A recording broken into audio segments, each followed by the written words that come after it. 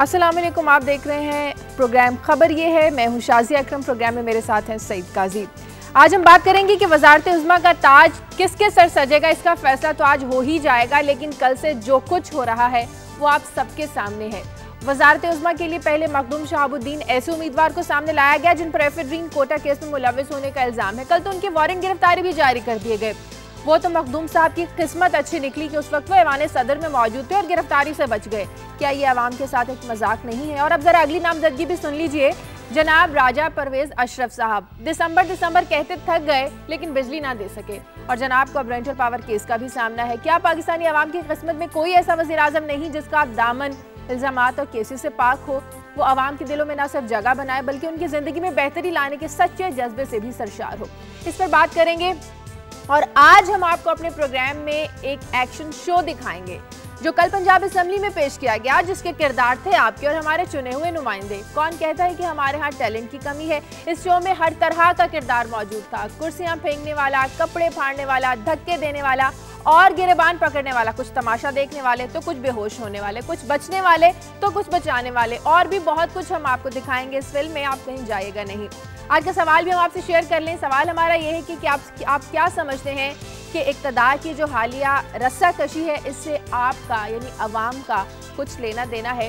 इस सवाल की हमें आपका अपनी राय दीजिए, ईमेल कीजिए, SMS कीजिए या टेलीफोन कॉल के जरिए अपनी राय का इजहार कीजिए। मैं यहाँ पर एक ब्रेक लूँगी और ब्रेक के बाद जब वापस आऊँगी इन तमाम खबरों पर बात करेंगे और साथ ही आज के दिन की ताज़ा तरीन खबरें लेंगे सईद काजी साहब से एक ब्रेक के बाद।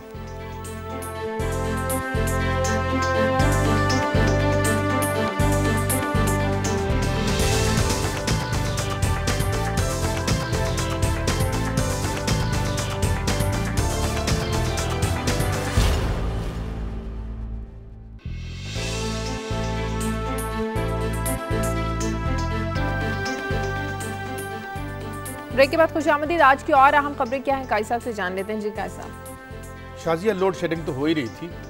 अब लगता है हमें एक नई इस्तिलाह कायम करनी पड़ेगी, जो वाटर शेडिंग या वाटर लोड, पानी की लोड शेडिंग। वो इसलिए कि रावलपिंडी के वासियों को बताया गया है कि अगर 1 जुलाई तक बारिश ना हुई और खानपुर डैम जो है उसमें पानी ना आया तो फिर वो सूख जाएगा। चुनाचे उन्होंने जो स्टेशन हैं जहाँ पे गाड़ियाँ धोई जाती हैं, ये उन पर पाबंदी लगा दी है कि वो गाड़ियाँ और ये ना धोएं, और शहरियों को वार्न किया है कि अपने तौर पे आप अपना जो है पानी को कंजर्व करें। और साथ उन्होंने ये भी कहा है कि अगर ये जो स्टेशन हैं जहाँ पे गाड़ियाँ धोई जाती हैं, ये पानी को जो ज़ाया अगर करता हुआ कुछ पाया गया उस पर 10,000 रुपये। अच्छा, गाड़ी धोना पानी ज़ाया करना है, मतलब ज़ाहिर है। अच्छा। अब सवाल ये, मैंने ये खबर इसलिए चूज़ की कि अभी बड़ी बड़ी खबरें आ रही हैं। अभी 11 बजे पता चलेगा हमारा वज़ीर आज़म कौन है, और मगर उसके साथ ही उसके पहलू में ये शहर है रावलपिंडी, जहाँ पे इस अगले महीने की 1 तारीख को मुमकिन है लोगों के पास पानी ना हो, मगर अल्लाह करम कर सकता है। अल्लाह ही करम करेगा कि अगर ये लोग हमारे जो इंतज़ाम करने वाले हैं। दूसरा शाजिया, उसी शहर की खबर है कि शहरियों ने ये शिकायत की है कि इस्लामाबाद में चाइल्ड लेबर बहुत ज़्यादा बढ़ गई, और जो कैपिटल में या फेडरल एरिया में जो फैक्ट्रीज़ हैं ना, एक तो उन्हें एक्सप्लॉइट किया जाता है, बहुत ज़्यादा काम लिया जाता है और कम उनको पैसे दिए जाते हैं। ये भी राइट जो है इन द कैपिटल हो रहा है। दूसरी खबर ये, और तीसरी खबर फिर वही फॉरेन एक्सचेंज रिजर्व्स मुसलसल गिरावट है। वो 15 बिलियन डॉलर तक वो आन पहुँचे हैं, उस पर प्रेशर आ रहा है। इसी वजह से रुपये पर भी प्रेशर है, जैसे हमने कल बताया था। यानी ये वो इशूज़ हैं जो हमारे इशूज़ हैं। ये हमारा इशू नहीं है कि राजा साहब वज़ीर आज़म बनेंगे या कौन बनेगा, कोई ना कोई तो होता ही है। तो ये बिल्कुल जो इग्नोर हो रहे हैं सारी कशमकश और रस्साकशी में से ये खबरें लेके आए। और दूसरी खबर भी कुछ है नहीं, एक US एक शिकायत की है उन्होंने, एक रिपोर्ट आई है जिसमें उन्होंने कहा है कि अमेरिकन ने कहा है कि हमारे जो डिप्लोमेट्स हैं, सफारतकार हैं, उनके साथ अच्छा सलूक नहीं किया जा रहा, वीज़े नहीं दिए जा रहे, ये नहीं किया जा रहा, मूवमेंट पर। ये अब बातें सामने आ रही हैं। मगर इसमें सवाल इसलिए इस खबर को मैंने मुंतखब किया कि भाई आप ड्रोन हमले कर रहे हैं, अफगानिस्तान में हमें इग्नोर कर रहे हैं, तो मैं ये नहीं कह रहा कि हम ये कर रहे हैं, ये तो हमारी अब फॉरेन ऑफिस बताएगा और ज़ाहिर है इसका डिनाइल ही आएगा। और हमने देखना है कि आपके डिप्लोमेट कहाँ जा रहे हैं और कहाँ नहीं जा रहे। जैसे आप देखते हैं तो इस रिपोर्ट पे बात करेंगे। और शाजिया, इसके बाद एक अमेरिकन सिविल लिबर्टीज़ यूनियन थी, उसने एक मुकदमा और लास्ट सूट जो है फाइल कर रखा था अमेरिकन फेडरल कोर्ट में कि ये जो आप ड्रोन हमले कर रहे हैं इनकी बाबत हमें तफसीलात बताएं, दस्तावेजात हमें दें। तो जिस पे अमेरिका बहादुर ने उस कोर्ट को कहा है कि आप इसे रिजेक्ट कर दें। याद रहे कि कल भी हमने बात की थी UN के जो, आप अमेरिका को बहादुर क्यों कहते हैं? क्योंकि वो बहादुर है आजकल। अच्छा, दूसरा ये कि जो ड्रोन हमलों के हवाले से कल जो यूएन की रिपोर्ट थी, जिसमें एक और आज गार्जियन ने बड़ी अहम बात पॉइंट आउट की है कि इन ड्रोन हमलों की वजह से जो इंटरनेशनल लॉज थे 50 साल से इन प्लेस दुनिया में रिलेटिव अमन कायम करने के लिए, वो लॉज जो हैं वो लॉज वायोलेट हो रहे हैं और दूसरे मुल्क भी अब ये काम कर सकते हैं जो दीगर सुपर पावर्स हैं। कल वो भी ड्रोन हमले करनी शुरू कर दें दाएं बाएं, तो ये इस खदशे का इजहार खुद यूएन ने किया है। और शाजिया और एक खबर और यूरोप से, मूडीज़ ने 15 बड़े बैंक्स जो हैं जिसमें कनाडा, अमेरिका और यूरोप के बैंक शामिल हैं, उनको डाउनग्रेड किया है। और उसके साथ ही जो इतालवी वज़ीर-ए-आज़म है उन्होंने ये कहा है कि ये जो अगला हफ्ता है, इस हफ्ते में यूरोप की तकदीर का फैसला हो सकता है। तो बड़ा खौफनाक माशी इंतशार और बुरान है एंड यूरोप के वस्त में। और आखिर में बात कर लेते हैं, भट्ट साहब तशरीफ लाए हैं, हाँ, बड़ा हेरोइक वेलकम हुआ है उनका, यूँ लगता है जैसे बड़े मार के सर करके वो आए हैं।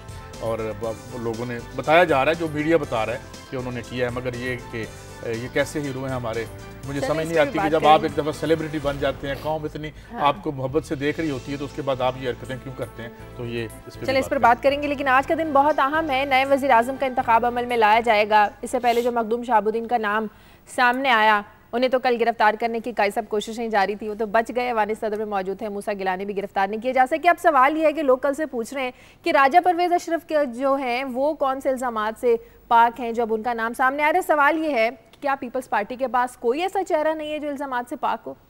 देखिए, ये तो नहीं कहा जा सकता, बड़े लोग हैं और बहुत सारे ऐसे मेम्बरान हैं जो कभी हमने टीवी पे भी नहीं देखे, सामने भी वो नहीं आते रहे। लेकिन पीपल्स पार्टी का मौक़िफ़ ये है जी कि उनके खिलाफ साजिश हो रही है। और जो भी मसलन कल जिस तरह, क्यों इससे पहले वो कह रहे हैं जी शहाबुद्दीन साहब जो हैं इनके खिलाफ क्यों नहीं पहले कोई आया वारंट। और इसमें उनकी दलील ये थी कि खुद असम्बली में जब ये सवाल उठाया गया तो इस केस को उन्होंने किया, पॉइंट आउट भी किया और रजिस्टर भी करवाया।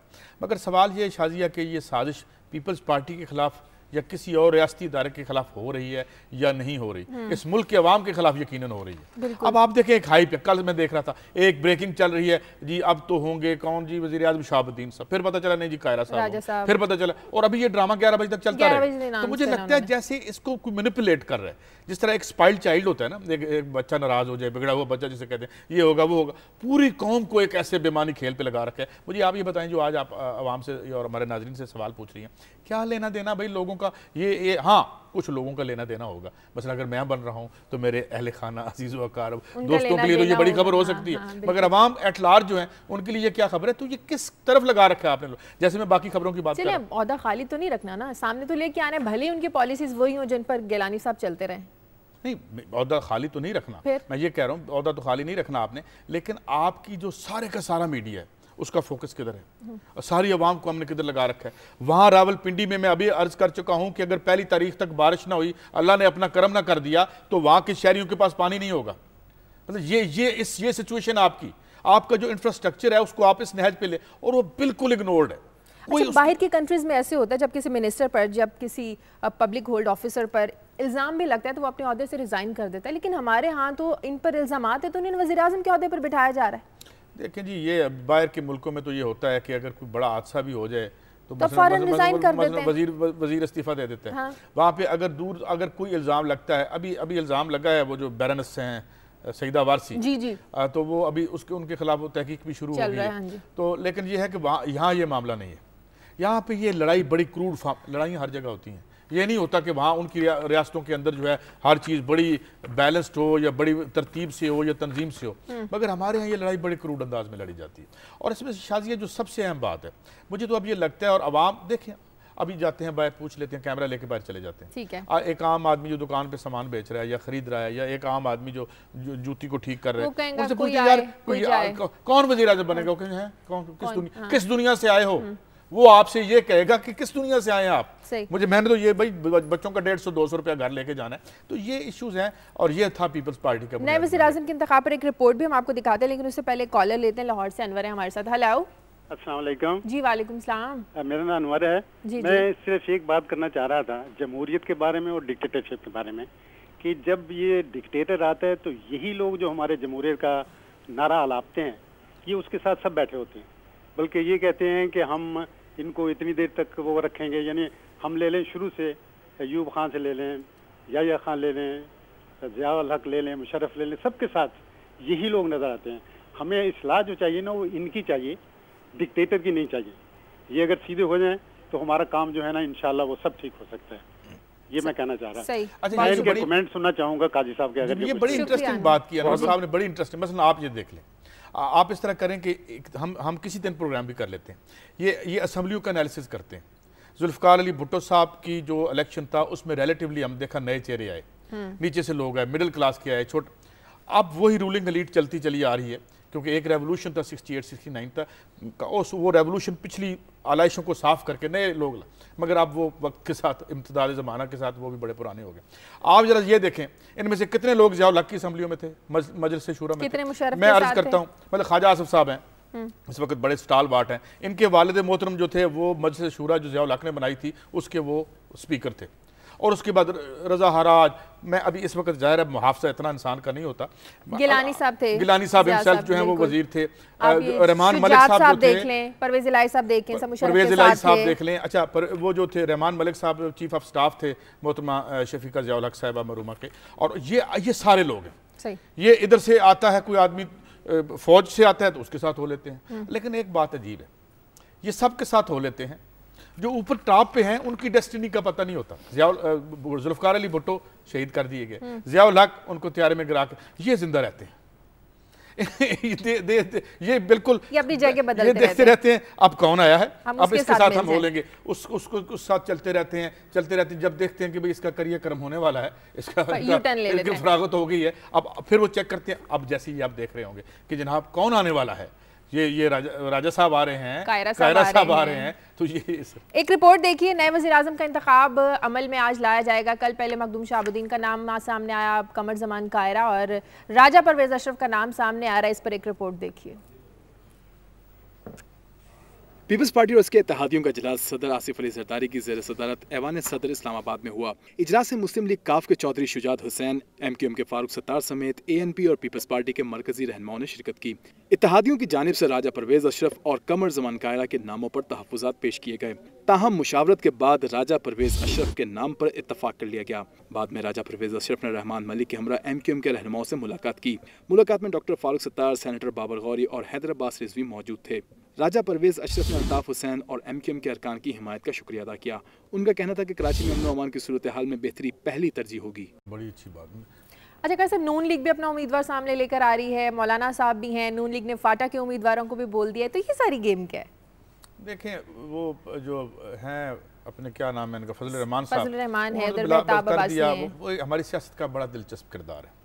और वो हवा का रुख जब देखते हैं ना उसके साथ हमेशा इक़्तिदार के साथ ही रहते हैं और बड़ा ही प्रैग्मेटिक किस्म की। मसलन उनका एक बयान विकीलीक्स में जो आया था उसमें उन्होंने एन पैटरसन का जो जब थी जहाँ पे सफ़ीर, तो उन्होंने कहा था भाई हम आपके साथ काम करने को तैयार हैं, कोई इशू नहीं है हमारा। और ये बात दुरुस्त भी है, किसी को भी मौका मिले वो आ जाएगा। और वो जो ये इनका और बड़ा रोल रहा है मोहतरम बेनज़ीर भुट्टो के दौर में, जब ये इधर तालिबान की हुकूमत बन रही थी, और तो हमेशा ये at the helm of affairs ही रहते हैं। मगर शायद अभी तक इनकी एम्बिशन बहुत है, ख्वाहिश तो सबकी होती है, if the wishes were horses, तो मगर अभी मौका नहीं मिला। मगर कुछ बईद नहीं है कि ये भी कभी माशाल्लाह इनको भी मौका मिल जाए वज़ीर आज़म बनने का। चलें, 11 बजे पता चल जाएगा। 11 बजे पाकिस्तान पीपल्स पार्टी जो है वो अपने उम्मीदवार का हतमी तौर पर ऐलान करेगी और शाम 5:30 बजे वोटिंग होगी और नए वज़ीर आज़म का इंतखाब अमल में लाया जाएगा। दुनिया न्यूज़ पर आप इस हवाले से रिपोर्ट्स भी देखते रहेंगे, आने वाले बुलेटिन्स में आपको हम लोग अपडेट भी करते रहेंगे। अब जरा अगली खबर की तरफ चलते हैं। कल पंजाब असम्बली में फिर जो कुछ होता रहा, एक फिल्म थी, थिएटर का मज़ा था, एक नया शो था, शर्म भी आ रही थी लेकिन हंसी भी आ रही थी कि लोग क्या कर रहे हैं। शायद ये देखें ना, जैसे हमने कल बात की थी कि मसलन एक चीज़ है, एक चीज़ जिसको बनाया जाता है उसका कोई मकसद होता है। ये कप है इसलिए बनाया गया था इसमें हम चाय पी लें, ठीक है। जब वो चीज़ अपना वो मकसद पूरा नहीं कर सकती, असम्बली का क्या मकसद है? लोगों के मसाइल को हल करे, लेजिस्लेशन करे to the advantage of the common people. वो ये काम बंद हो चुका है। ये जो डिस्क्रेडिट आप कहते हैं ना, डेमोक्रेसी होगी या डेमोक्रेसी के खिलाफ मत बोलें, इसे मौका दें, कितने मौके दें? आप तारीख निकाल के देखें ना।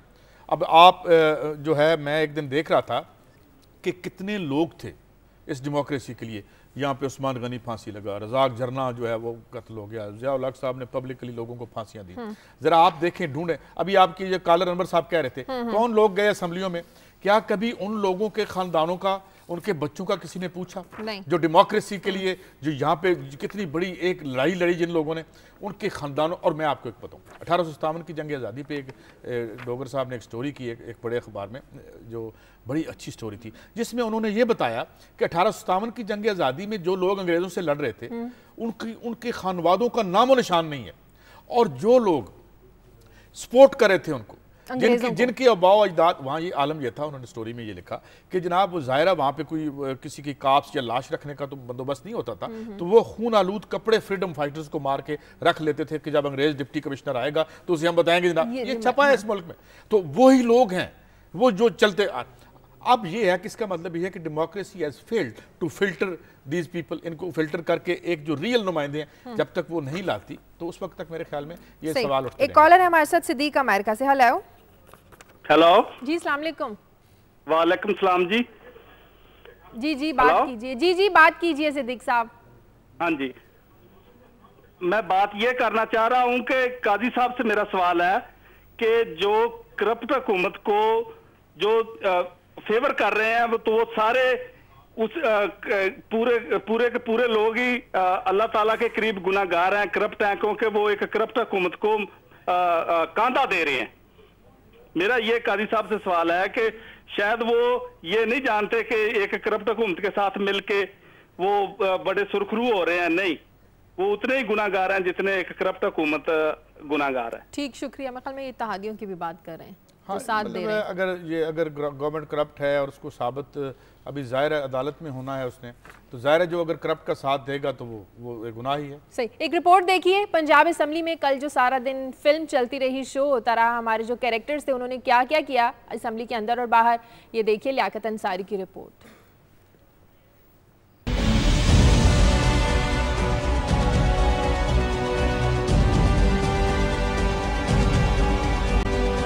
पंजाब असम्बली के ऐवान में जरा समीना खावर हयात को देखें, कैसे सबको चीरते हुए स्पीकर के डाइस के करीब पहुंच गईं। और बदकिस्मती तो देखें, मुस्लिम लीग नून के रुकन असेंबली एहसन रजा रास्ते में आए तो फिर उनका गिरेबान और समीना खावर हयात का हाथ बेचारे रुकन को खूब रगड़ा लग गया। मोहतरमा ना करें ऐसे, आप क्या कर रहे हैं? वजह तनाज़ा ये बना कि अपोजिशन को एतराज था कि एक रोज कबल जूते मारने पर शेख अलाउद्दीन और सीमल कामरान के तो असेंबली दाखिले पर पाबंदी आयद कर दी गई, मगर उनकी जूता मारने वाली खातून के खिलाफ कार्रवाई क्यों ना हुई। और फिर अपोजिशन नशस्तों से उठकर स्पीकर के डाइस के सामने आ गई। इस फ्री स्टाइल दंगल में बेचारे नून लीग के रुकन असेंबली मुमताज शेर की तो कमीज ही तार तार हो गई। नून लीग के रुकन असेंबली राना अरशद ने तो एक लम्हे के लिए कुर्सी भी उठा ली, मगर फिर हौसला न कर सके। सकीना शाहीन का गुस्सा तो देखें, बेचारी खतीजा फारूकी को किस तरह आकर धक्का दे डाला। ये साइदा मीर के हाथ मालूम नहीं किसका दुपट्टा आ गया, जिसका भी था ऐवान में उछाल दिया गया। बेचारी महमूदा सरवर हमीद को जूता आ लगा जो उन्होंने स्पीकर को दे दिया। ख्वाजा नसीम नासिर की बालियां नोच ली गईं। मर्दों ने भी ऐवान में मर्दानगी दिखाई। बिलाखिर स्पीकर को इजलास ही मुलतवी करना पड़ा। 15 मिनट के लिए हाउस एडजर्न किया जाता है। स्पीकर ने एक रोज कबल जूता मारने पर शेख अलाउद्दीन, सीमल कामरान और नसीम नासिर ख्वाजा पर मौजूदा इजलास तक दाखिले पर पाबंदी आयद की तो कार्रवाई आगे बढ़ी। और फिर अपोजिशन की गैर मौजूदगी में बजट और नौ मसवदाते कानून मंजूर कर लिए गए। जमहूरियत बहाल हो तो असम्बली के ऐवान आबाद होते हैं, मगर इन ऐवानों में बैठे हुए अरकान असम्बली के अमल से जमहूरी अदारों का तकद्दुस पमाल होता हुआ नजर आ रहा है। कैमरामैन शहबाज मुगल के साथ लियाकत अंसारी, दुनिया न्यूज़, लाहौर। और अब इस फिल्म का एक और कैरेक्टर सीमल कामरान, उनकी कारकर्दगी क्या थी जरा वो भी देख लीजिए सलीम शेख की रिपोर्ट में।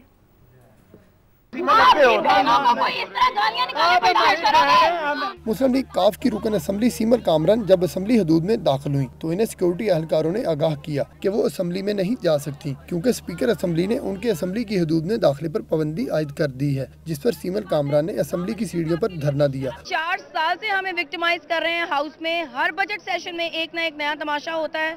कभी वो तमाशा वजीर आला के इमाम पे शेख अलाउद्दीन होता है, कभी वो अब्दुल रज़ाक ढिल्लू होता है, कभी वो अली असगर मंडा होता है। चेहरे मुख्तलिफ होते हैं मगर राइटर एक है, वजीर आला पंजाब शहबाज शरीफ।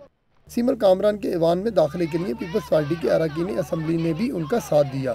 सीमल कामरान के असम्बली में दाखिले की कोशिश की वजह से मेन गेट बंद कर दिया गया, जिसकी वजह से अरकान असम्बली को अकबी दरवाजे से अंदर जाना पड़ा। असम्बली के ऐवान में खवातीन को तो नुमाइंदगी दे दी गई, मगर असम्बली में खवातीन सिक्योरिटी एहलकार न होने के बायस मर्द एहलकार खवातीन को असम्बली में दाखिल होने से रोकते रहे।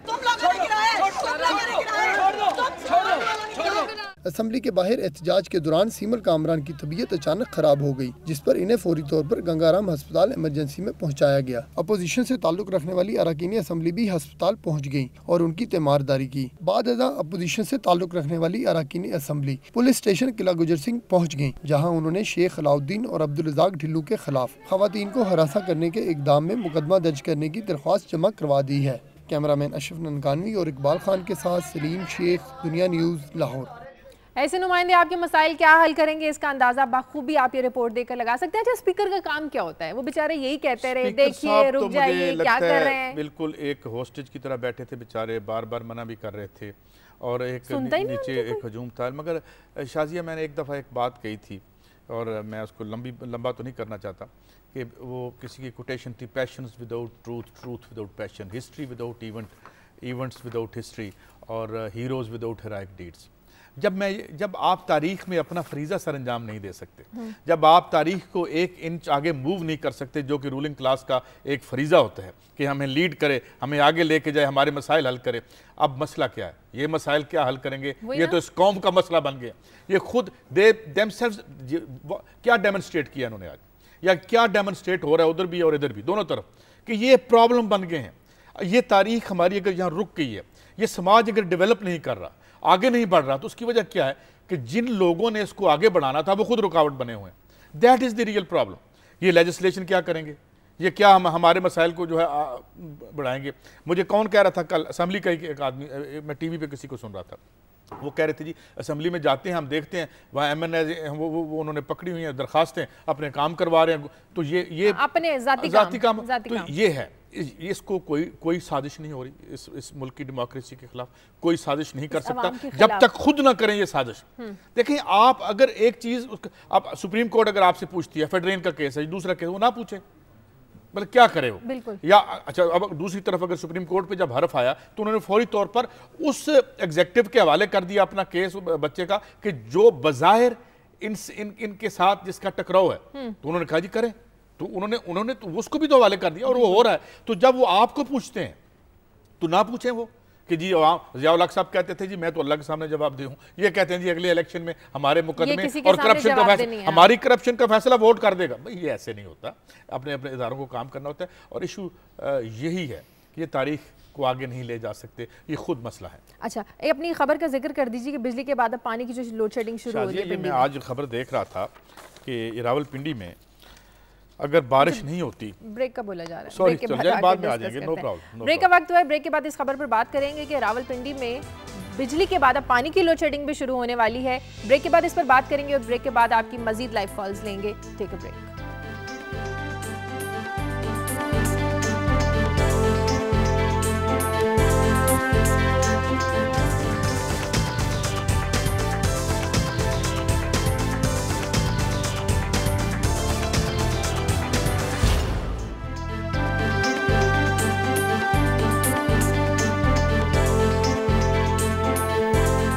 ब्रेक के बाद खुशामदीद कॉलर है अमेरिका से हमारे साथ शकील। हेलो अस्सलाम वालेकुम जी। वालेकुम सलाम। काजी साहब और समी भाई, हेलो अस्सलाम वालेकुम जी। वालेकुम सलाम, बात कीजिए शकील साहब।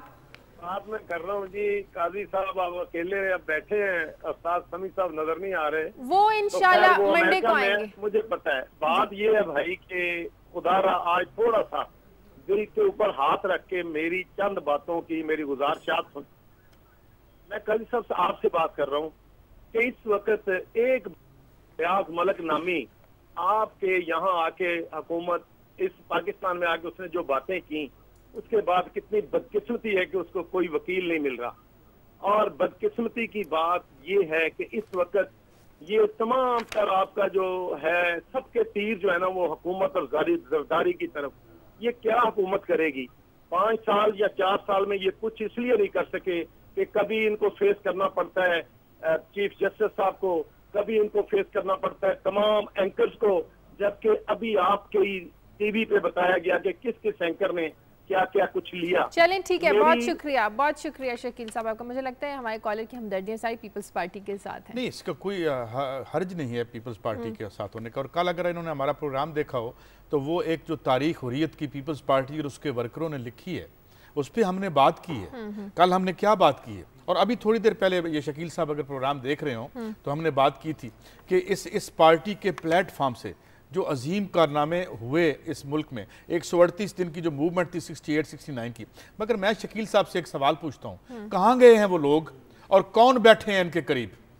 जो ज़ियाउल हक की कैबिनेट के लोग थे वो आपके करीब हैं, और जिनकी औलादें रुल गई, जो जो जो शोरीदा जिसे कहते हैं सर वो जो जिंदान थे हाँ। उनमें जो लोग मैं जानता हूं शकील भाई, अभी जो बच गए हैं मैं उनको मैं ये नहीं, उन्होंने कुर्बानियां इसलिए नहीं दी थी कि उन्हें कार्नर प्लाट मिले, मगर बात क्या है कि ये अंदर आए और एक सिस्टमेटिकली इन्होंने उस तमाम कंटेंट को जो पीपल्स पार्टी की बड़ाई और अच्छाई थी उसको फारग कर दिया, और अंदर कौन आ गया? अब एक एक को ले लें और इनकी तारीख दें। बात यह है कि ये दुरुस्त है, आपको एस्टैब्लिशमेंट कभी नहीं छोड़ेगी, मगर आप भी क्या करते हैं कि अंदर जाते ही अवाम को भूल गए और एस्टैब्लिशमेंट के साथ दस्तरखान पे बैठ जाए। तो मेरे ख्याल में खुद एहतसाबी भी करनी चाहिए, और ये भी देखना चाहिए कि तीर जो है वो तो करेंगे, तीर उन्होंने तो करने हैं, एंकर भी करेंगे, एस्टैब्लिशमेंट भी करेगी, आपके साथ हमेशा से करती रही है, मगर आप अवाम के साथ क्या कर रहे हैं? आपकी पॉलिसीज प्रो पीपल हैं या प्रो रिच हैं? दैट इज द वाटरलू, ये हुआ है बेसिकली। चलिए आपकी खबरों की तरफ वापस आते हैं। बिजली की लोड शेडिंग का अजाब तो हमें सहना ही पड़ा है, लेकिन रावलपिंडी के जो लोग हैं, वहाँ की जो आवाम है, अब उन्हें पानी की लोड शेडिंग का भी सामना हो सकता है। कैसे जी काजी साहब? शाजिया, बात यह है कि ये मैं आज सुबह खबर देख रहा था और मैंने इसे टॉप स्टोरी के तौर पे लिया कि खानपुर डैम सूख जाएगा 1 जुलाई तक अगर बारिश ना हुई। और ज़ाहिर बारिश हमारे इंसानों के इख्तियार में तो है नहीं, अल्लाह के इख्तियार में है। तो जो कंटोनमेंट बोर्ड है उसने सिटीज़न से, शहरियों से कहा जी आप हमारे साथ कोऑपरेट करें, और कोऑपरेट कैसे करें। जो एक कंटोनमेंट एग्जीक्यूटिव ऑफिसर हैं राना मंजूर अहमद खान साहब, उन्होंने बताया है कल के जनाब प्रिकॉशनरी मेजर्स लिए जाएँ और मोटरसाइकिल जो हैं घरों पर ना धोए जाएँ, और ये जो कार वाश हैं ये बंद कर दिए जाएँ। अच्छा। और 4 टीमों को हमने तश्कील दे दिया है कि जो ये देखेंगी कि इनको अगर कोई वायोलेट करता है, जो फौरी तौर पे जो लॉज उन्होंने इन प्लेस तो पिंडी के लोग गाड़ियां धुलवाने के लिए इस्लामाबाद जाएं? नहीं, बात ये मैंने ये खबर क्यों की, लोग इस मॉडर्न एज में अब इतना डिपेंड नहीं करते मौसमों पे और आसमान पे, वो प्लान करते हैं। इंसान साइंस की तरक्की ने और इंजीनियरिंग ने इंसान को बाइख्तियार बना दिया है कि कुदरत की ये जो हैं, इवन जो जिसे आप कहते हैं जो आफात भी आती हैं उनसे भी लड़े। मिसाल के तौर पे अगर अमेरिका यूरोप में देखें तो जलजला अगर 7.6 8.9 रिक्टर स्केल पे भी आता है तो वो कैजुअल्टीज, कितनी बड़ी सुनामी आई जापान में, कितनी बड़ी सुनामी खौफनाक थी। मैं लाइव देख रहा था, इत्तेफाक से बैठा हुआ, हिला देने वाला मंजर था। 3-4 हज़ार आदमी उसमें ज़ाहिर तलफ हुए, लेकिन वो लड़े इसके साथ। हमारे यहाँ क्या हुआ जब 80-90 हज़ार बंदे, तो आप उसकी वजह क्या है? जब आप इसी खेल में चलते रहेंगे, आप असम्बलियों में एक दूसरे के गिरबान पकड़ते रहेंगे, वज़ीर आज़म कौन बनेगा और कौन नहीं बनेगा इस लड़ाई में रहेंगे, और आप ये मसले अवाम के हल नहीं करेंगे, और फिर कहेंगे जनाब कि आपने तीरों के रुख जो है इधर कर लिए। जब अवाम आपके साथ हो, अवाम की अशकशोई कर रहे हो, आप अवाम के मसाइल को हल कर रहे हो, तो शाजिया फिर कोई भी तीर आपकी तरफ लेके जुर्रत नहीं कर सकता, नहीं आ सकता। अवाम भी कॉम्प्रोमाइज करने को तैयार, अवाम आपको हाथ नहीं लगाने देते। बिल्कुल। फिर मैं आपको मिसाल देता हूँ, हीगो शेव्स ने थोड़ा सा काम किया अवाम के लिए, उसको अमेरिका ने कू करवा दिया, एस्टैब्लिशमेंट उसे उठा के एक जजीरे में लेगी, 10 साल पुरानी बात है, अटलांटिक में उनका एक जजीरा है। जब उसको वहाँ उतारा उन्होंने गिरफ्तार करने के बाद, तो वहाँ जो फौज थी बजाय उसको गिरफ्तार करने के उसने उसको सलामी देनी शुरू कर दी। अच्छा। और कराकस जो उनका मेट्रोपोल जो उनका कैपिटल है, उसमें सदारती महल के गिर्द कोई 1-1.5 मिलियन आदमी इकट्ठा हो गया, और उन्होंने कहा हमारा सदर वापस लो, हमारा सदर वापस लो। और वो अंदर जो सदर 2 नंबर जो पकड़ के इन्होंने बिठाया हुआ था, जो हलफ लेने वाला था, वो अंदर हेलीकॉप्टर से बैठ के भाग के गया। उसकी वजह क्या थी? उसने वहां पे सेहत दी, उसने वहां पे सेहत मुफ्त कर दी, और जो गरीब लोग थे उनके लिए यूनिवर्सिटियां बना दी। तो फिर आपके लिए लोग कुर्बानियां देते हैं, आपके लिए अपने आप को आग लगाते हैं, मगर आप क्या करते हैं? आप चीनी महंगी करवा देते हैं 4 बंदों को फैसिलिटेट करने के लिए, बददुआएं देते हैं। ये इशू है। एक कॉलर है हमारे साथ सरगोदा से, खालिक। हेलो जी सलाम अलैकुम जी। वालेकुम सलाम। सईद भाई, अभी ये शकील साहब ने अमेरिका से कॉल की और आपने भी बात की पीपल्स पार्टी के हवाले से। नो डाउट, इसमें कोई शक नहीं, ये जो पार्टी है इस वक्त ये वो पार्टी नहीं है जो जुल्फकार अली भुट्टो या मोहतरमा बेनज़ीर की थी। आप इसे उसका फ्रेंचाइज कह सकते हैं। इसमें तो कहीं की ईंट कहीं का रोड़ा और भानबती ने कुनबा जोड़ा, ये उस टाइप के लोग हैं। और उनकी जो अंदाज़े हुक्मरानी है उस पर तो यही बात सादिक आती है कि जहाँ तेग हो मुनसिफ और दारो रसन हो शाहिद, बेगुनाह कौन है शहर में कातिल के सिवा। इन्होंने तो एक तरह का तमस्खर उड़ाना शुरू कर दिया, अदलिया का भी, अवाम का भी। अवाम की कुव्वत बर्दाश्त को ये नाप रहे हैं कि ये किस हद तक अवाम जो है वो बर्दाश्त कर सकते हैं। शुक्रिया जी, बहुत शुक्रिया। इनकी जो अहम बात है, जो आखिरी जहाँ पे कंक्लूड किया है इन्होंने कहा कि अवाम कब तक बर्दाश्त कर चुके। मैं जब बैठता हूँ या दोस्तों से मिलता हूँ जो खासकर हुक्मरान हैं, तो उन्होंने एक बात फ़र्ज कर ली है। वो कहते हैं नहीं जी ये लोग ऐसे बस ना इन पे दबाव डालते चले जाएं, ये नहीं हिलते। अभी मैं मिस्र की बात कर रहा हूँ कि मिस्र की मूवमेंट अरप्ट होने से एक दिन पहले लोगों ने ये तक लफ्ज़ इस्तेमाल कीजिए, लोग तो मिस्र के अवाम ये तो बेगैरत हो चुके हैं, वो उठे हैं। अब उम्र कैद है इस वक्त उसको, वो जो उनका हॉस्टी मुबारक है, मूवमेंट वहीं खड़ी है। अब वहाँ की आर्मी और एस्टेब्लिशमेंट और अवाम आपस में टकराव होगा। ये यहाँ पे बात हुई थी, समी साहब बैठे थे, मुझे बात नहीं करनी चाहिए, उस वक्त मौजूद नहीं है, तो उन्होंने कहा था जी क्या हुआ मिस्र में। मैंने कहा अभी कुछ नहीं हुआ, अभी हो रहा है, तो it's not a one act play. तो ये जो बात कर रहे हैं कि हमने ये अगर फर्ज कर लिया कि लोग उठ के जवाब नहीं मांगेंगे, तो मेरे ख्याल में हम एक तो अनसाइंटिफिक बात करें and we are living in a fool's paradise. सही। अब दूसरी खबर पे डिस्कस कर लेते हैं। पिंडी के बाद इस्लामाबाद की आपकी खबर थी कि बच्चों की जबरी मुशक्कत में वहाँ पे शहरियों की एक ऑर्गेनाइजेशन के हवाले से मैं खबर देख रहा था कि अब फेडरल कैपिटल है जहाँ पे खुद सरकार बैठी हुई है। चले हम फाटा की या किसी रिमोट इलाके की बात करते हैं तो वो अलग बात। इवन जो फेडरल एरिया है और फेडरल एरिया की जो कितनी फैक्ट्रियाँ होंगी वहाँ पे बच्चों से जबरी मुशक्कत ली जा रही है, उनको पैसे कम दिए जा रहे हैं, चाइल्ड लेबर बहुत ज़्यादा हो रही है, लोगों ने इस पर तशवीश का इजहार किया है। तो क्या हम कितने 4, 5, 10, 15 किलोमीटर पे आज हल्फे वफादारी होगी, उससे कितनी दूर हैं ये फैक्ट्रियाँ, वहाँ तक तो हम पहुँच नहीं सकते। और फिर कहते हैं कि हमें एंकर जो है पकड़ लेते हैं, फिर हम कहते हैं कि जी हमें जुडिशरी जो है ये कर रही है, एस्टैब्लिशमेंट हमें ये कर रही है। तो मैंने खास तौर पे इस खबर को इसलिए शाजिया इंक्लूड किया कि इस्लामाबाद में नहीं, आप यहाँ लाहौर में देख लें। और मैं तो ये कह रहा हूँ कि अगर इस्लामाबाद में ये हाल है, हाँ। जहाँ पे खुद सरकार बड़ी चौकस होती है, जहाँ पे बड़े इदारे काम कर रहे होते हैं, वहाँ अगर ये सूरत हाल है तो फिर इससे दूर दराज क्या होगा। इसलिए मेरे ख्याल में इसको देखना चाहिए ने। और ये वो बात है जो जमहूरियत को अगर आपने स्ट्रेंथन कर, शायद मैं एक बात करता हूँ, अगर जमहूर कमजोर है तो जमहूरियत कैसे मजबूत होगी। अगर जमहूर लागर है, मैंने एक खबर दी थी हमने यहाँ खबर दी थी कि पाकिस्तान में जो अगले 20 साल में नस्ल जवान होगी, 50% बच्चे स्टंटेड ग्रोथ होगी, उनके अज़ा उस तरीके से फ्लावर या नशोनुमा नहीं कर सकेंगे। उसकी वजह यह है कि उनको ग़िज़ा ठीक। और ये जो फिगर है KPK का, ये खैबर पख्तूनख्वा का, वहाँ 62% है। तो ये है, इस जमहूरियत को मजबूत करें, आप खुद ब खुद ऊपर मजबूत हो जाएंगे। एक सरगोदा से एक और कॉलर है, जवार। हेलो जी, अस्सलाम वालेकुम। अस्सलाम वालेकुम। हेलो जी बात कीजिए जवार साहब। हाँ, मैं जनाब पहली दफा इस प्रोग्राम में शामिल हो रहा हूँ। जी तो प्रोग्राम तो आपका बहुत अच्छा है, टॉपिक भी बहुत अच्छे हैं, आम भी बड़ी अच्छी बातें करते हैं, लेकिन मैं सिर्फ एक छोटी सी बात करना चाह रहा हूँ कि हमारे मुल्क में सब कुछ है, अल्लाह ने इतना कुछ दिया है कि हर मौसम, हर इलाका, सहरा, पहाड़, बर्फबारी, बिल्कुल गर्मी, बिल्कुल सर्दी, सब कुछ है। लेकिन अभी आप जो कह रहे हैं कि जी रावलपिंडी वालों को पानी नहीं मिलेगा, इसका मतलब है रावलपिंडी से बढ़ता हुआ ये पूरे पाकिस्तान में फैल जाएगा। हम पानी को भी अब तरसेंगे। और वैसे हम कहते हैं हम एकवी मुल्क हैं, और ये हमारे हुक्मरान क्या कर रहे हैं।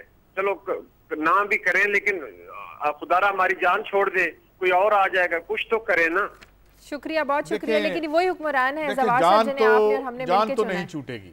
वो इसलिए जान नहीं छूटेगी कि ये हुक्मरानों ने ही करना है। मगर सवाल ये है कि हुक्मरान कब आएंगे, वो जो रियल नुमाइंदा हों लोगों के, और जिनका मकसद लोगों का ये जो मसाइल हैं। अब ये इंडिविजुअली कोई बंदा हल नहीं कर सकता कि आप पानी का मसला इंडिविजुअली मैं अपने घर में हल कर लूँ। तो ये इज्तिमाई तौर पे होना है, प्लानिंग के साथ होना है, मनसूबाबंदी के साथ होना है, और ये करना पड़ेगा जल्द या बदेर, वरना हुक्मरानों को ये जगह खाली करनी पड़ेगी असल हुक्मरानों के लिए। लाहौर से एक कॉलर है, फरहान। हेलो अस्सलाम वालेकुम। अस्सलाम वालेकुम। वालेकुम अस्सलाम जी। मैडम ऐसा है कि काजी साहब से भी एक सवाल मेरा ये है कि आप ये देखें काजी साहब कि इन्हें इतनी बड़ी पार्टी में कोई भी करप्शन से पाक आदमी नहीं है जो वज़ारत उज़्मा के लिए नामजद किया जाए। मुझे ये इस बात की समझ नहीं आती। पीपल्स पार्टी वालों को तो अभी किसी बात की समझ नहीं आ रही, अच्छा बुरा नजर नहीं आ रहा। सब इन इत्तेहादियों के ऊपर है। आप ये देखें कि इन्हें अच्छी तरह पता है कि वो कितने पाक साफ राजा परवेज अशरफ साहब हैं और उन पे करप्शन के इल्जाम की वजह से उन्हें उनकी वजारत से हटाया गया था, और आज ये उसी को वोट दे के वजारत उज़्मा के लिए नामजद करेंगे। शुक्रिया, बहुत शुक्रिया। ये पब्लिक हमारा भी था, रिस्पांस है, हमारा भी सवाल था, सवालिया निशान है। जरदारी साहब का जो भी बयान मुझे कोई बता रहे थे कि जी उन्होंने कहा है कि अभी कुछ नहीं, वो केस तो लपेट दिया गया, मगर जो सुप्रीम कोर्ट ने पैसे वापस दिलवाए थे, ये जो रेंटल पावर्स वाला था मामला, और फिर जो कल हम मुख्तलिफ चैनलों पे देखते रहे हैं कि 2-3 दफ़ा उन्होंने वादे भी किए, तो मेरे ख्याल में पीपल्स पार्टी को कोई ऐसा फेस सामने लाना चाहिए था। सुप्रीम कोर्ट को मैसेज भी है कि आपकी कार्रवाई के बावजूद पार्टी क़यादत में राजा परवेज अशरफ का बहुत इज्जत बड़ा मकाम है। नहीं बस ठीक है, वो तो देखें, एक तो उनका पार्टी में राइट तो है, मगर विजडम क्या है इसके पीछे। अब आप एक काम करते हैं ना, आप एक पार्टी हैं, आपने यहाँ रहना है, इस पार्टी ने आइंदा भी इसी जले तो नहीं जाना, यहाँ पे हुकूमत अपोजिशन में चली जाएगी, मौजूद तो रहेगी। तो क्या ये हमने समझ लिया कि लोगों के हाथ से बड़े कमज़ोर हैं या ये? लेकिन कहा साहब, अब लोग वाकई तब्दीली चाहते हैं। शाजिया, लोग तो जिसे कहते हैं ना, जहाँ नाक तक वो आ गया पानी उनके, और वो तब्दीली चाहते हैं, और तब्दीली की एक बहुत बड़ी वहकल उम्मीद तमन्ना जो है पीपल्स पार्टी अपने जन्म के साथ लेके आई थी, और क्योंकि एस्टेब्लिशमेंट इसी तरह चली आ रही थी। इतनी तरमीम की 18वीं 19वीं 20वीं अवाम के राइट्स के लिए उन्होंने कभी कोई तरमीम नहीं किया इनमें। भाई मैं तो ये कहता हूँ कि तरमीम को छोड़ें, तरमीम की ज़रूरत ही नहीं है। जिन आर्टिकल्स पे हम यहाँ बात कर चुके हैं, 37, 38 पे हम बात कर चुके हैं, जो इंश्योर करता है, मैं आज दोहरा देता हूँ आसानी के लिए, कि उसमें वो कहते हैं जी कि सस्ता और फौरी इंसाफ दो, मिल रहा है। इंसाफ इतना महंगा है मैडम, आपको पता है, 2-3 करोड़ रुपया ऊपर तो फीसें, नीचे भी कम नहीं है, और आम आदमी नहीं ले सकता इंसाफ। ये भी हम बार बार प्रोग्राम में बात कर चुके हैं कि जो आमदनी का मिजानिया फाइनेंस मिनिस्ट्री ने हमें बताया है 6 से 8 हज़ार रुपए, जो 80-85% लोगों का है, भाई वो तो एक जूनियर वकील को हायर नहीं कर सकते। तो फिर आर्टिकल 3 को निकाल देते हैं। आर्टिकल 3 जो अगर कहती है, अगर यही है, मेरे ख्याल में यही है आर्टिकल 3 कि जी फौरी और सस्ता इंसाफ दें, तो फिर तो उसको निकाल दें, क्योंकि फिर गैर आईनी हो जाती है हुकूमत। इसी तरह वो कहते हैं कि जी आप हर आदमी को रोजगार दें, उसकी सलाहियत के मुताबिक, मुशाहिरा दें उसकी जरूरत के मुताबिक। इसको भी भले एक तरमीम 21वीं 22वीं ले आए, इसको निकाल दें ताकि आपकी हुकूमत तो आईनी हो जाए भाई। तो ये है इशू, और यही बात मेरे ख्याल में कॉलर करना। अगली खबर की तरफ आते हैं। ज़र मुबादला में गिरावट का सिलसिला। शाजिया, इस वक्त जो मौजूदा मैं देख रहा था फिगर्स, वो बड़े अलार्मिंग हैं कि जो फॉरेन एक्सचेंज रिजर्व है हमारे, ये 1 साल पहले तकरीबन 18 अरब और 31 करोड़ डॉलर थे, जो इस वक्त जो हैं वो रह गए हैं 15.0465। ये मुसलसल गिरावट का शिकार है। अब मैं चूँकि कुछ अनऑथेंटिक खबरें होती हैं और ऑथेंटिक भी होती हैं, हम बता नहीं सकते, कि कोई मुझे बता रहा था जी फ़लाँ साहब जो हैं वो कोई जो बड़े सवालिया निशान भी था जी 3300 अरब रुपए उनके पास हैं। तो मैंने कहा अच्छा भाई, ये तो फिर इस तरह इस पूरी रियासत के पास जितने फॉरेन एक्सचेंज रिजर्व हैं, इससे तो दुगने से भी ज़्यादा पैसे हो जाते हैं। तो ये जो बातें हैं, फॉरेन एक्सचेंज रिजर्व आपके नीचे आ रहे हैं, इन्वेस्टमेंट जो है वो आपकी गिर रही है, बैरूनी सरमायाकारी तो अभी नहीं हो रही, एक रिमिटेंसेज आ रही हैं, जो बैरून मुल्क हमारे मेहनत कश भाई काम करते हैं, वो हमें थोड़ा सा हमारे नाक को पानी से जो अबव रखा हुआ है उन्होंने रखा हुआ है। बाकी एक भी, अभी हमने कल परसों खबर दी थी कि जो हमारा जो ट्रेड डेफिसिट है वो कहाँ पहुँच गया, मैं फिगर मेरे जहन में नहीं आ रहा। और फिर कल जो हमने एक और खबर दी कि तकरीबन करंट अकाउंट डेफिसिट $4 बिलियन का बता रहे थे। तो ये सारी जो चीज़ें इकट्ठी हो रही हैं, अब इसको जरा थोड़ा सा इसको ना जोड़ के देखें। आज ऊपर वज़ीर आज़म की कौन बन रहा है, रात 11 बजे ऐलान होगा, ये बन जाएंगे वो बन जाएंगे। अगर वो 11 बजे वो बन जाते हैं या ये बन जाते हैं, इन फिगर्स का क्या होगा? ये फिगर्स वहीं खड़ी हैं, ऊपर कोई बंदा भी बन जाए। और इन द अल्टीमेट एनालिसिस ये डिसाइड करेंगी, एक घर है, एक हाउस होल्ड है, एक हाउस होल्ड में रिहाइश, लोगों का मेयार ज़िंदगी, उनके दरमियान अमन व अमान, ये बात तय करती है कि उस घर में क्या मुनासिब पैसे आ रहे हैं, ताकि एक भाई दूसरा ये नहीं कहे कि उसकी प्लेट में 2 बोटियां क्यों डाल दी और मुझे क्यों गलत बोटी डाल दा आपने दे दी। तो ये अमन अमान को कायम, ये असल चीजें हैं, और ये टोटली इग्नोर हो रही हैं, और ऊपर खेल चल रहा है जुडिशरी जो है एग्जीक्यूटिव, और ये कहानी हो रही है। एक कॉलर हमारे साथ पिंड दादन खान से हसन। हेलो। अस्सलाम वालेकुम जी। वालेकुम सलाम जी, हसन बोल रहा हूँ पिंड दादन खान से। जी बोलिए। जी बात कीजिए हसन। तो सर जी, ये हमारे पास हर 1 घंटे बाद 4 घंटे लोड शेडिंग हो रही है, और यानी कि इतना इस PMDC है, ICI है, इतना हमारे इलाके से अरबों रुपए का टैक्स सीधे से जा रहा है, लेकिन इस इलाके से अभी तक इस इलाके की आवाम को कुछ फायदा नहीं हुआ। शुक्रिया। जो भी आता है MNA MPA, चाहे वो PP का हो, नून का हो, एनीवन किसी पार्टी का भी हो, सब खाने वाले हैं। शुक्रिया, बहुत शुक्रिया। अब ये देखें ना, ये कालें आ रही हैं, पिंड ज़ादन खान से ये काल आई है और उसमें उन्होंने सारी पार्टियों का नाम ले लिया, कोई भी यहाँ पर MP MNA आ जाए, कोई भी नहीं। अब हम मैं बैठ के डिस्क्रेडिट कर सकता हूँ किसी पार्टी को अगर आवाम के दिलों में उसकी मोहब्बत हो तो। जाहिर है एक आदमी, एक मीडिया को ये बड़ा जोम है ना, कुछ लोगों ने किया, नजूमी थे जो जी आज हुकूमत जा रही है, कल जाइए, हमारा काम ही नहीं है, ये हमारा मनसब भी नहीं है, ना हमें ला सकते हैं ना भेज सकते हैं। मगर ये जो कॉलर जो कॉल कर रहे हैं, मुझे ये बताएं, वो कह रहे हैं 1 घंटा बिजली आती है, 4 घंटे नहीं आती, किस अजाब में होंगे? आसमान जो है वो आग बरसा रहा है यहाँ पे। और फिर उन्होंने ये कहा कि ये इलाका कितना टैक्स देता है, पिंड ज़ादन खान है, बाकी साथ ही चूड़ा की कान है जहाँ से इतना नमक है और मिनरल्स हैं। आपको पता है इस इलाके से साथ बलकसर है, हाँ जी, जहाँ से वो ऑयल हमें आता है। लोग तो इस तरह लोग बिलक रहे हैं, इनकी तरफ देखें, मगर देखें क्या होता है, कौन देखते हैं इनकी तरफ। एक कॉलर है हमारे साथ कनाडा से, रजा। हेलो जी, अस्सलाम वालेकुम। जी वालेकुम सलाम। जी, मेरा काजी साहब से सवाल है। काजी साहब, मैं 5 साल पहले कनाडा आया था, उस वक्त डिक्टेटर की थी, जजों से नया उनका कुछ रिकॉर्ड चल रहा था। उस वक्त बहुत अच्छे हालात थे, 1 घंटा बिजली जाती थी। 3 साल बाद मैं वापस गया हूँ तो मैं वहाँ से इतना हैरान हूँ कि महंगाई कनाडा की है। और यहाँ पर वहाँ से तो मैं गया हूँ तो मैं कहता हूँ मैं यहाँ क्यों आ गया, मैं वापस भागा हूँ वहाँ से फौरन। और आप यकीन करिए, कौन सी जमहूरियत, हम किस तरफ जा रहे हैं? हमारी जमहूरियत क्या है? ये 5 सालों में ये जमहूरियत ने हमें दिया ना बिजली, ना पानी, ना गैस, और आप कह रहे हैं पिंडी में पानी खत्म हो रहा है। इट मीन्स कि अब हम लोग सिर्फ अल्लाह के हाथ पे बैठे हुए हैं और हम कुछ भी नहीं कर रहे, और इंशाल्लाह ताला हो गया भी कुछ नहीं। शुक्रिया, बहुत शुक्रिया रजा आपका। अच्छा, ये एक बात में वजाहत कर, शाजिया में एक बात मतलब जमहूरियत एज अ कॉन्सेप्ट जो है उसकी मुखालफत करना तो एक इंसान के इंसान या फातरुल अकल होने की निशानी है। लेकिन बात यह है कि यह दरियाफ्त करना हर आदमी का हक है कि जिस चीज़ को आप जमहूरियत करार दे रहे हैं, क्या ये जमहूरियत है या नहीं, और ये ठीक कह रहे हैं। ये इसलिए हुआ है, जो हमारे दोस्त कनाडा से फ़ोन कर रहे थे, कि उस दौर से लेकर इस दौर तक एक कंसिस्टेंसी है इकोनॉमिक पॉलिसीज़ की। उस दौर में जो है आलमी मैशत ज़रा अरूज पे थी, ये ज़बू हाली नहीं आई थी। आप कनाडा और अमेरिका में देख रहे होंगे क्या हालात हैं बेरोज़गारी के और यूरोप में क्या हो रहा है। मगर अफसोस की बात यह है कि इन्होंने आके उन पॉलिसी को तब्दील नहीं किया और उसी पे चलते रहे, और फिर पिछले दौर की सारी चीजें भी इनकी झोली में आन गिरी। जो शौकत अजीज साहब यहाँ पे कर रहे थे, नहीं बेसिकली इकोनॉमी की लोग देखभाल यहाँ पे ना बुनियादी तौर पे शौकत अजीज साहब ने की थी। जो पहली रिजीम थी IMF रिफॉर्म्स की, वो की, फिर दूसरी रिजीम को उन्होंने इम्पोज किया, रियासत मैशत को इस अंदाज से बदला, तब ग्रोथ रेट बहुत ऊपर थे। क्या ये बन रही थी, वो मशीनें बन रही हैं, वॉशिंग मशीन बन रही है, ये बिजली का किसी ने ख्याल नहीं किया। अब वो उधर से ग्रोथ रेट ले रहे थे, जब ये आए तो इन्होंने उसको कंटिन्यू किया। इनके पास अपना वजीर खजाने नहीं था, पहले इन्होंने कहा डार साहब आप तशरीफ ले आए, यानी बुनियादी मिनिस्ट्री जिस पे आपके वोट डिपेंड करेंगे, पहले डार साहब को दे दी, अब एक नॉन पॉलिटिकल शेख साहब को। सही, प्रोग्राम का वक्त होने वाला है, लेकिन हमें डिस्कस करना है। क्रिकेटर सलमान बट पाकिस्तान पहुंच गए हैं, उनके फैंस ज़ाहिरा बहुत खुश हैं, उनकी फैमिली बहुत खुश है, लेकिन उनका ये कहना है कि वो स्पॉट फिक्सिंग में बिल्कुल भी मुलविस नहीं थे। हाँ, उनसे एक गलती हुई कि उन्हें ऑफर की गई, लेकिन उन्होंने मैनेजमेंट को आगाह नहीं किया। कल वो एयरपोर्ट पहुंचे, उन्होंने मीडिया से बात की, इस पर एक रिपोर्ट देखिए।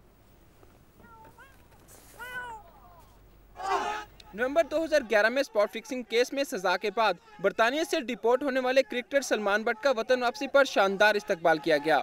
मीडिया से बातचीत में उनका कहना था कि इन्हें कई बार स्पॉट फिक्सिंग की ऑफर हुई, जिसे कबूल नहीं किया। अलबत्ता PCB या ICC को आगाह ना करना गलती थी, जिस पर वो कौम से माफी मांगते हैं। मैं माजरत चाहता हूँ फेलियर टू रिपोर्ट की। मैं फिर बार बार याद करा रहा हूँ, फेलियर टू रिपोर्ट की। जो मैच या स्पॉट फिक्सिंग है उससे मेरा कोई ताल्लुक नहीं है, और कुछ लोगों ने बहुत सारे इल्ज़ामात लगाए हैं time to time. I will answer, सब के मैं जवाब दूंगा। एयरपोर्ट पर सलमान बट के हक में शायकीन ने नारेबाजी भी की और हमायत में बैनर्स भी उठा रखे थे।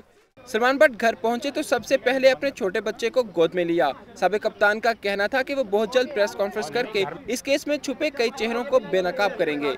कैमरा टीम और साथी रिपोर्टर हुज़ैफा रहमान के साथ इस्माउल्लाह खान, दुनिया न्यूज़, लाहौर। की बात है, सलमान बट वतन वापस आ गए, लेकिन इंसान अपनी गलतियों से ही सीखता है। मोहम्मद आमिर, मोहम्मद आसिफ और सलमान बट तीनों ने सज़ा काटी और अब ये वापस वतन आना शुरू हो गए हैं। हम उम्मीद करते हैं कि आइंदा इस तरह के किसी भी इल्ज़ाम से ये पाक होंगे और इस तरह की किसी भी कार्रवाई में ये मुलविस नहीं होंगे। शाजिया, मैं एक बड़ा स्पोर्ट्स फ्रीक रहा हूँ और मुझे याद है जब अखबार आता था घर में बचपन में तो सबसे पहले स्पोर्ट्स पेज निकाला करते थे।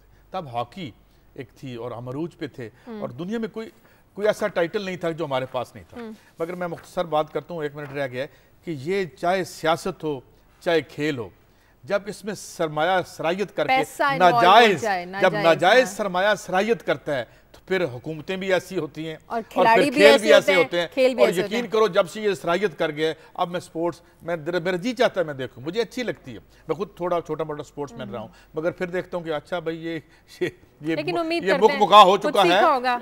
क्योंकि खेल का मजा ये होता है कि किसी को पता ना हो कि रिजल्ट क्या होगा, वो फितरत पे होता है, खेलने पे होता है, आपकी परफॉर्मेंस। मगर इसलिए प्रोग्राम का वक्त खत्म हो गया। जाते जाते पाकिस्तानी टीम के लिए बेस्ट ऑफ लक। पाकिस्तान और श्रीलंका का इफ्तिताही टेस्ट जो है वो आज से शुरू होगा। वनडे सीरीज में तो पाकिस्तान को कामयाबी हासिल नहीं हो सकती, लेकिन अब सब मिलकर दुआ करेंगे कि पाकिस्तान टेस्ट में कामयाबी अपने नाम करे। प्रोग्राम के लिए फीडबैक दीजिए खबर@दुनिया TV.in पर। इजाजत दीजिए, अल्लाह हाफ़िज़।